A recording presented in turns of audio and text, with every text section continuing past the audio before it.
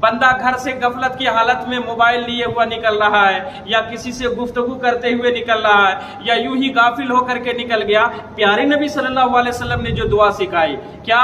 بسم اللہ توکلت علی اللہ لا حول ولا قوت الا باللہ، اس سے غافل رہ گیا، وہ پڑھا ہی نہیں۔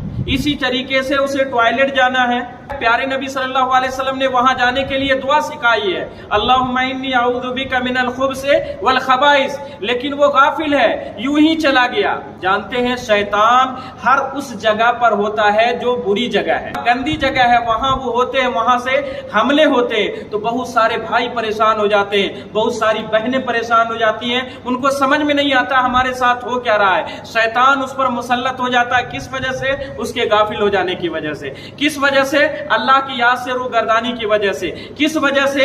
وہ اللہ کے نبی کریم صلی اللہ علیہ وسلم نے جو اذکار بتائے ہیں اس اذکار کو نہ پڑھ